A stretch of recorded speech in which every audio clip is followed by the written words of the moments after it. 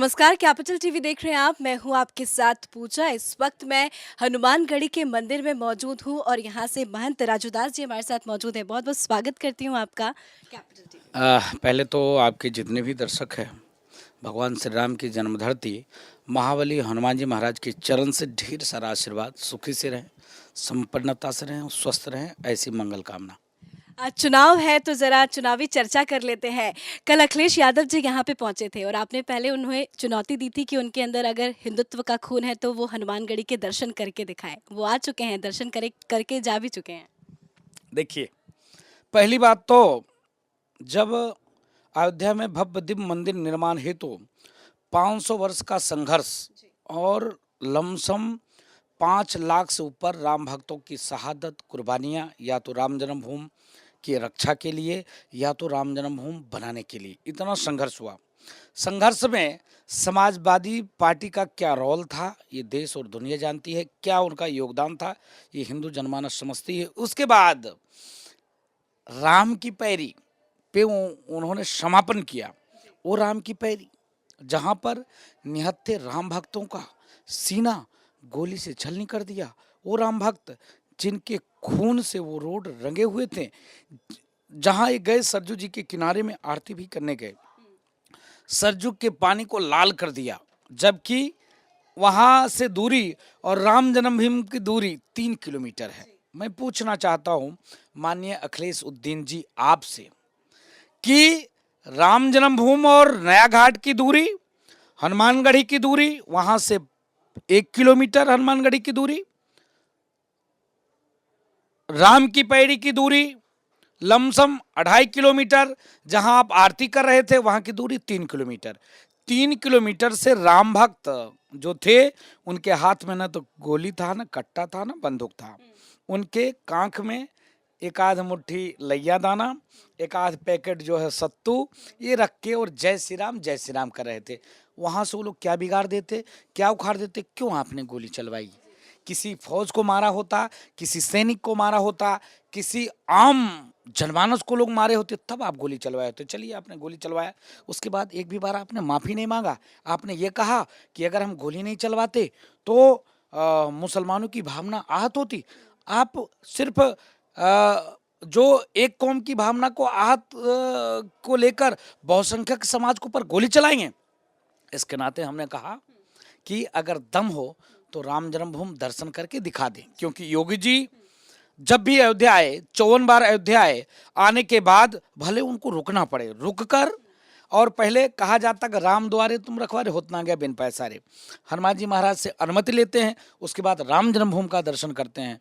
जब भी आते करते थे, इसीलिए मैंने उनसे कहा अगर जरा सा भी उनके अंदर हिंदुत्व का खून है तो राम जन्मभूमि और हनुमानगढ़ी का दर्शन करके दिखाएं। तो आधे में वो भटक गए। हनुमान जी ने उनको अनुमति ही नहीं दिया, हनुमान जी ने उनको परमिशन ही नहीं दी। आए तो हनुमानगढ़ी वो, लेकिन हनुमान जी कहे बेटा तुम राम जी के पास नहीं जाओगे। क्यों नहीं जाओगे? क्योंकि जब हमारी हार्दिक इच्छा था कि राम जन्मभूमि मंदिर निर्माण हो। भाई, परमात्मा किसी पार्टी के कॉपी डाइट नहीं है, भगवान सबके हैं, किसी एक व्यक्ति के नहीं है। लेकिन जब भगवान सबके हैं तो तुम खाली भाजपा के ऊपर थोप कर और अपनी जिम्मेदारी से दूर भागकर तुम राम भक्तों के ऊपर गोली चलाया। वहां पर कहते थे कि जो है मस्जिद का ही निर्माण होगा, परिंदा पर नहीं मार पाएगा। आज संवैधानिक तरीके से उच्च न्यायालय, उच्चतम न्यायालय के दिशा निर्देशन में अगर खुदा न खास्ता, भगवान न करे, अगर उत्तर प्रदेश में आपकी सरकार होती तो आप बताते अरे हालत खराब हो जाएगी, दंगे हो जाएंगे, इसलिए हम परमिशन नहीं दे सकते काम होने का। आज देखिए, आपने कहा था कि पूरे देश में एक हवा खड़ा कर रखा था पूरे प्रदेश में कि राम जन्मभूमि मंदिर का आदेश आएगा या भाजपा की सरकार आ जाएगी तो मुसलमान मारे जाएंगे। हम तो वो तो खुद टोपी पहनकर और दूसरे को टोपी पहनाने का काम करते। तो इसके नाते मैं कहूँगा ऐसे कालनियमियों से सावधान रहने की ज़रूरत है।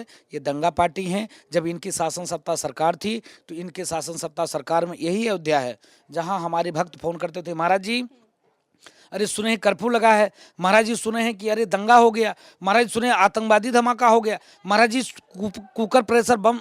अरे भाई, इन्होंने तो पूरे प्रदेश को दंगा प्रदेश बना के रख दिया था। यहाँ पूरे आतंकवाद का माहौल क्रिएट कर दिया था। यहाँ पर गुंडा माफियों का जो है पूरी जाल बिछा दिया था। बहन बेटी बहू निकल नहीं सकती थी। एक कौम का आदमी जैसे 10 बजे स्कूल चालू हो तो मोटरसाइकिल ले जा खड़े होके और फप्तियाँ कसते थे हमारे बहनों के ऊपर।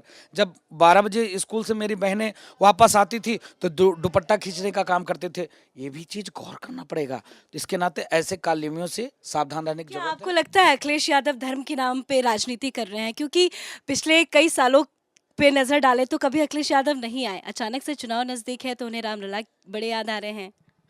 इसीलिए मैंने कहा कि गिरगिट जैसे रंग बदलने वाले से सावधान। ये राजनीतिक हिंदू हैं, ये राजनीतिक हिंदू हैं। राजनीतिक हिंदू से सावधान रहने की जरूरत है, क्योंकि अभी तक तो आप गोली चलवाते थे।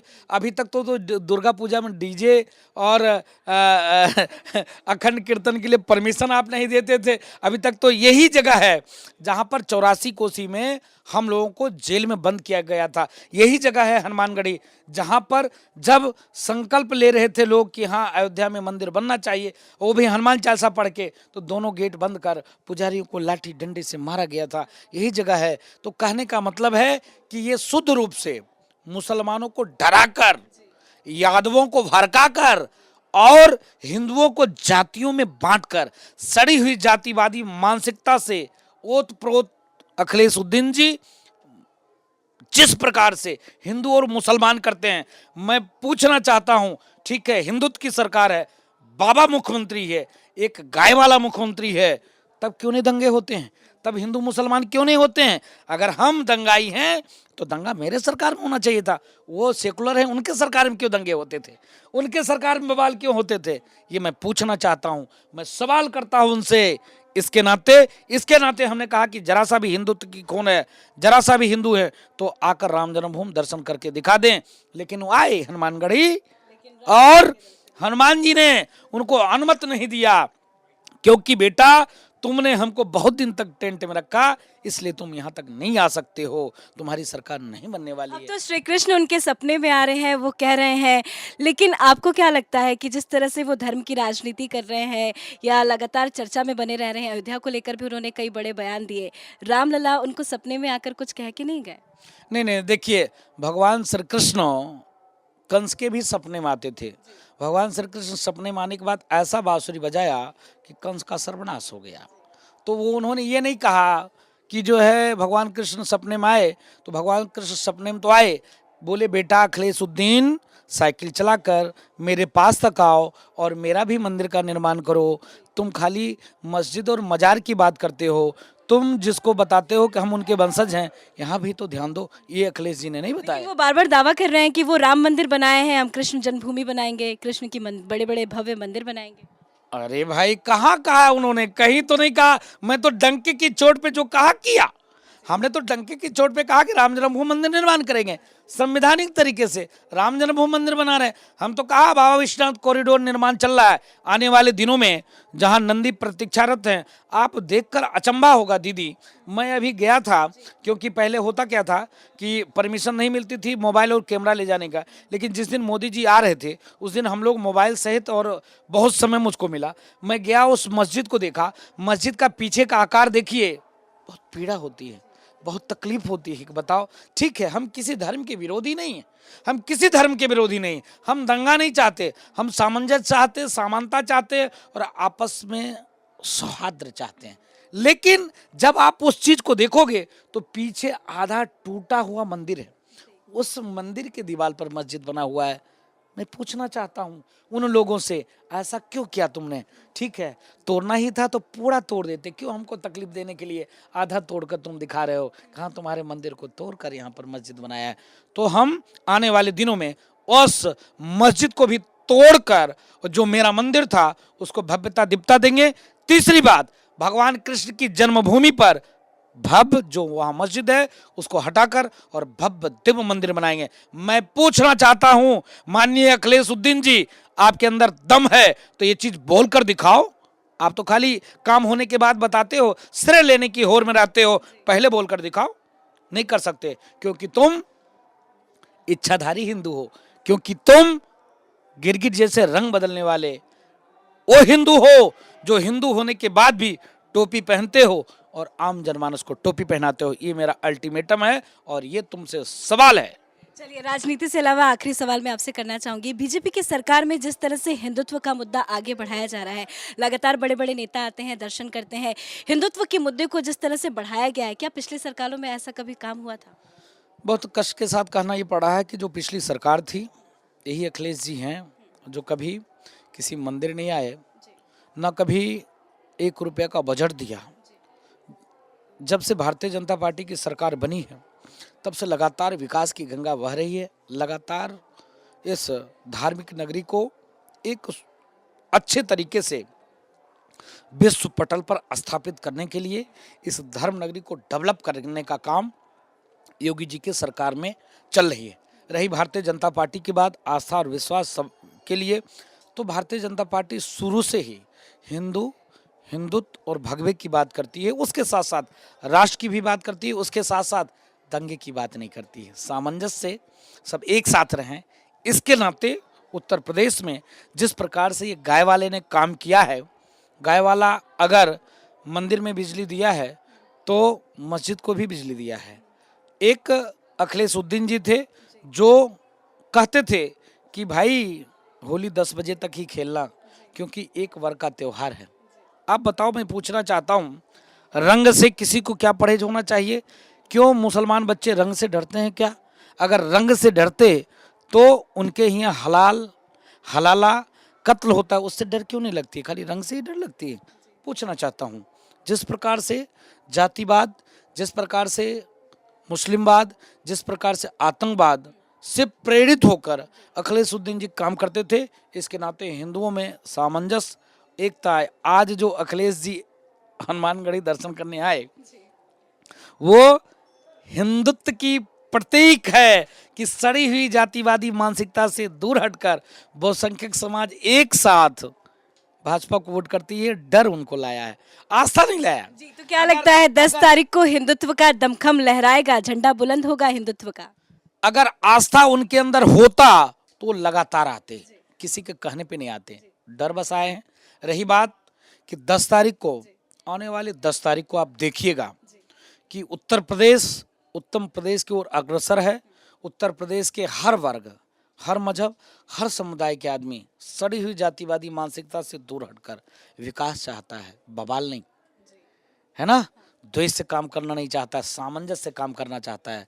हिंदू मुस्लिम एक होकर सभी जाति में सामंजस्य बनाकर कार्य करने वाला कोई भारतीय जनता पार्टी है।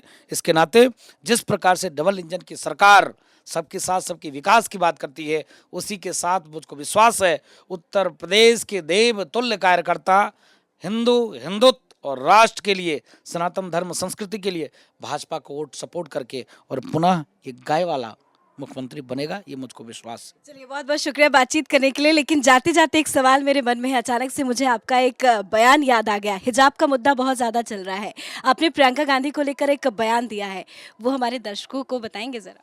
नहीं, इसलिए कि प्रियंका जी एक महिला हैं नंबर 1, और उस परिवार के हैं जिस परिवार ने 70 वर्षों तक देश पर राज किया।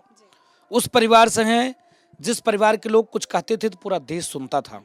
मुझको दुख इस बात की है कि विद्या का मंदिर है, विद्या का मंदिर में मैं नागा साधु हूँ। 1 मिनट के लिए दीदी मैं बताऊँ कि मेरे समुदाय में लोग नंगे रहते हैं, मैं नंगा हो कि स्कूल जाऊँ, क्या मेरी बहनें बैठ पाएंगी? क्या जो टीचर पढ़ाने वाला है वो देख पाएगा? तो क्या थोपना चाहते हैं समाज पे ये लोग समाज को बांटने के लिए। जिस प्रकार से मैं संत हूँ, मुझको बोलना भी नहीं चाहिए, इतने बड़ी होने के बावजूद भी वो कहती हैं कि अगर बेटियां बिकने में जाए तो योगी को क्या तकलीफ है? अरे बात कितनी दुर्भाग्य की बात है, कितनी कष्ट की बात है। तो विद्या के मंदिर में कोई भी जात पात नहीं होना चाहिए, किसी प्रकार का भेदभाव नहीं होना चाहिए, क्योंकि वहाँ से ही शुरुआत होता है। जब वहाँ पर ही हम जाति पात कर देंगे, भेदभाव कर देंगे कि राजा का बेटा है तो कुर्सी पे बैठेगा, एक गरीब का बेटा है तो जमीन पे बैठेगा, ये थोड़ा ठीक है तो टाट पे बैठेगा, जब हम वहाँ से ही शुरुआत करेंगे तो समाज कहाँ जाएगा? समाज में क्या होगा? इसके नाते हिजाब के मामले पर जिस प्रकार से आतंकवादी ओवैसी ने पूरे देश में एक माहौल क्रिएट किया, उसका सहयोग करने वाला इस समाजवादी पार्टी के लोग, उनका सहयोग करने वाला गले में गले हाथ डालकर, उनकी जबान में जबान मिलाकर प्रियंका गांधी जिस प्रकार से हिजाब पर राजनीति करना की कोशिश की, लेकिन मैं धन्यवाद दूंगा उन मुस्लिम बहनों को, मैं आभार दूंगा उस मुस्लिम नौजवानों को कि मैं धन्यवाद दूंगा उन मुस्लिम बहनों को जो अपने परिवार में ही सुरक्षित नहीं रहते हैं, लेकिन भाजपा की सरकार में 3 तलाक के मुद्दे पे देखिए, कहीं कोई मामला होता था तो बहनें बोलती थी योगी योगी योगी, क्यों बोलना पड़ता था? इसके नाते इस पर राजनीति नहीं होना चाहिए। विद्या के मंदिर में जो भी जिस संस्था का जो ड्रेस कोड है, चाहे वो हिंदू हो चाहे वो मुसलमान हो, उसका फॉलो करें, उसका पालन करें, जिससे समाज सही तरीके से चल सके। तो इसी के नाते तो प्रियंका वाड्रा जी कांग्रेस पार्टी को खत्म कर दिया। आप बता दो, दुख इस बात की होती है कि चन्नी ने क्या कहा पंजाब में, ओ यूपी के भैये, ओ बिहार के भैये, तुम पंजाब में नहीं आ सकते। अरे भाई, आप राष्ट्रीय पार्टी की लीडर हो और तुम थपौड़ी बजा रही थी वहां पे खड़ी होके, बहुत अच्छा चन्नी बहुत अच्छा कह रहा है, तो क्या कहना चाहते हो? आप बताओ कि उत्तर प्रदेश के नौजवान पंजाब नहीं जाएगा, पंजाब का नौजवान उत्तर प्रदेश में नहीं आएगा, तो देश को बांटने का काम शुरू से ही कांग्रेसियों ने किया है। धर्म के आधार पर दुख के साथ मुझको कहना पड़ता है, मैं बापू को प्रणाम करता हूँ, मैं बापू का विरोधी नहीं हूँ, लेकिन मैं विचारधारा का विरोधी हूँ। इसके नाते दुख के साथ मुझको कहना पड़ता है, हे बापू, तुम्हारी आत्मा भी रो रही होगी। जिस कांग्रेस की कल्पना बापू तुमने किया था, राम राज की परिकल्पना तुम्हारी थी, लेकिन राम राज की तरफ तुम्हारी पार्टी नहीं, रावण राज की तरफ तुम्हारी पार्टी जा रही है। जिस प्रकार से धर्म के आधार पर देश का बंटवारा होता है, हिंदू और मुसलमान के नाम पर हमारे भारत का खंड विखंड होता है, फिर भी आज वही दंश हमको झेलना पड़ रहा है। जिस प्रकार से आतंक व्याप्त है एक कौम के द्वारा, मुझको दुख के साथ कहना पड़ता है कि बहुसंख्यक समाज भी सुरक्षित महसूस नहीं करता है। तो आपने तो धर्म के आधार पर बंटवारा किया, तो कांग्रेस की शुरू से ही प्लानिंग है कि समाज में फूट डालो, राज करो।